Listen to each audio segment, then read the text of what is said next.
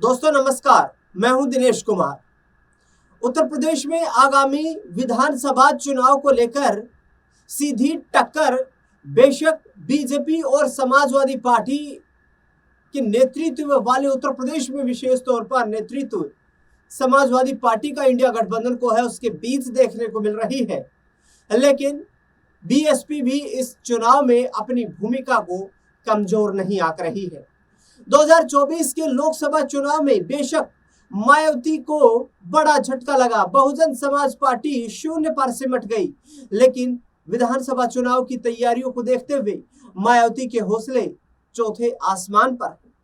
दरअसल बता दें आपको कि जिस तरीके से मायावती ने पिछले कुछ वक्त से जातीय फैक्टर को साधने का प्रयास किया है, खबरें यहां तक है कि मायावती ने अपनी पार्टी के तमाम पदाधिकारियों, जिसमें पार्टी के प्रभारी, पार्टी के जिला अध्यक्ष, ब्लॉक अध्यक्ष जो है, उनको ये जिम्मेदारी दी है कि संगठन को ज्यादा मजबूत करने के लिए जोर शोर से तेज प्रयास किए जाएं, पार्टी के साथ, विचारधारा के साथ नए लोगों को जोड़ने की तैयारियां पुरजोर तरीके से आगे बढ़ाई जाए। इस बीच मायावती ने सत्तारूढ़ भारतीय जनता पार्टी और पूर्व में सरकार में रही समाजवादी पार्टी को आड़े हाथ लिया। मायावती ने ट्वीट कर लिखा, बहुजन समाज पार्टी ने उत्तर प्रदेश में आगामी विधानसभा आम चुनाव की तैयारियों के मद्देनजर जब से अपर कास्ट समाज और उसमें से खासकर ब्राह्मण समाज को उनके बीएसपी में जुड़ने को ध्यान में रखकर पार्टी का उम्मीदवार बनाना शुरू कर दिया है, तब से सभी विरोधी पार्टियों व खासकर समाजवादी पार्टी में उनकी नींद उड़ा देने वाली बेचैनी देखने को मिल रही है, जो कि सन 2007 की तरह ब्राह्मण समाज के योगदान से बीएसपी को पूर्ण बहुमत की सरकार बनाने जैसा है। इस बार के आगामी चुनाव परिणाम के रिपीट होने की संभावना के तहत स्वाभाविक ही प्रतीत होता है। वैसे ही यह सर्वविदित है कि यूपी जैसे विशाल आबादी वाले प्रदेश में अपर कास्ट में से खासकर ब्राह्मण समाज का हित बीएसपी में ही सुरक्षित है, जिस अपनी इस सर्वजन हिताय व सर्वजन सुखाय के सिद्धांत, नियत व नीति को बहुजन समाज पार्टी ने पहले पार्टी स्तर पर अमल करके और फिर सरकार बनाने पर उन्हें भरपूर आदर सम्मान के साथ साथ उन्हें हर स्तर पर पूरी भागीदारी देकर यह साबित भी कर दिया है। जबकि दूसरी पार्टियों की सरकारों में इस वर्ग के लोग पिछले काफी समय से अपने आप को काफी उपेक्षित, असुरक्षित व ठगा हुआ महसूस कर रहे हैं। इतना ही नहीं बल्कि ब्राह्मण समाज द्वारा सामाजिक भाईचारा के आधार पर बीएसपी से जुड़ने की इनकी तैयारियों को ध्यान में रखकर इन्हें पार्टी उम्मीदवार बनाने की प्रक्रिया जारी है तथा इन्हें बीएसपी की आयरन लेडी नेतृत्व पर पूरा यकीन भी है कि बीएसपी की सरकार बनने पर उन्हें पहले की तरह ही हर स्तर पर भरपूर आदर सम्मान जरूर दिया जाएगा, जो कि इनकी वास्तविक चिंता व दूसरी पार्टियों से मुंह मोड़ने का कारण है। इसके साथ ही अपर कास्ट में से क्षत्रिय, वैश्य आदि व अन्य समाज के लोगों को भी उनकी बीएसपी से जुड़ने की तैयारी, अर्थात जिसकी जितनी तैयारी उसकी उतनी भागीदारी के आधार पर चुनाव में उम्मीदवार भी जरूर बनाया जाएगा, जिसकी तैयारी हर स्तर पर लगातार जारी है।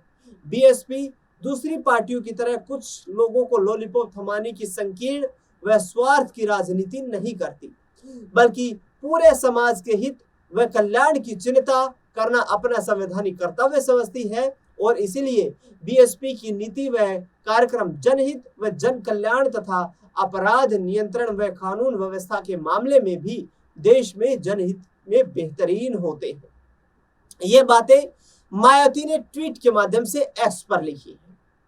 अब ब्राह्मण शंख बजाएगा और हाथी बढ़ता जाएगा, इस सियासी नारे के साथ 2007 में तो मायावती ने उत्तर प्रदेश में करिश्मा कर दिया था।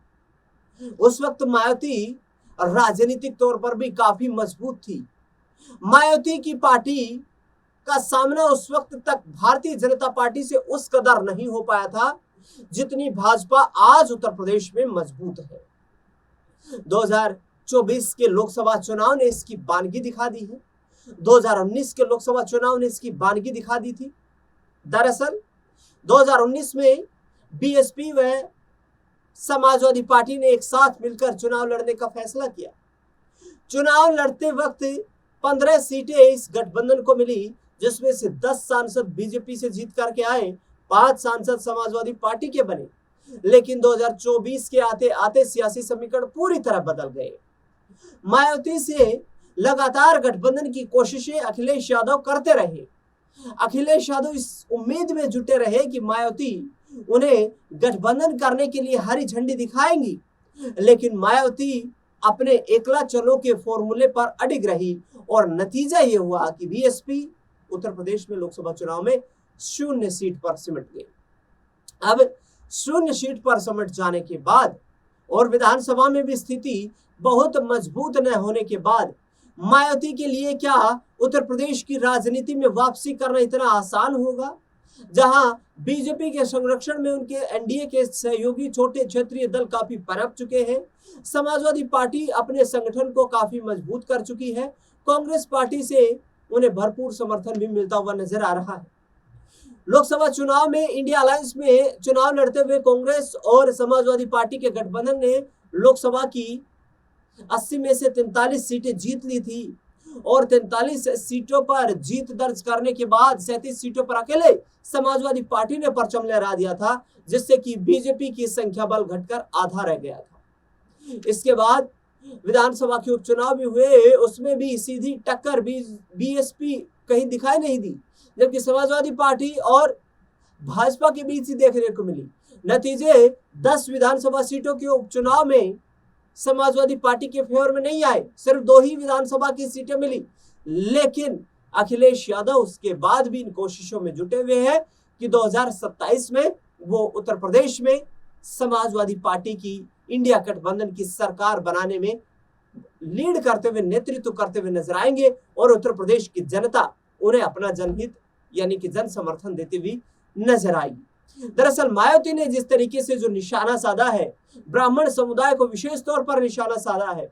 ब्राह्मण समुदाय में यदि मायावती सेंधमारी कर लेती है तो ये मनोवैज्ञानिक दबाव बीजेपी के ऊपर चला जाएगा, क्योंकि यहाँ पर ब्राह्मण समुदाय को बीजेपी का कोर वोट बैंक लंबे समय से माना जाता रहा है और उस ब्राह्मण समुदाय का जो झुकाव है वो भी बीजेपी की तरफ ही देखा जाता रहा है।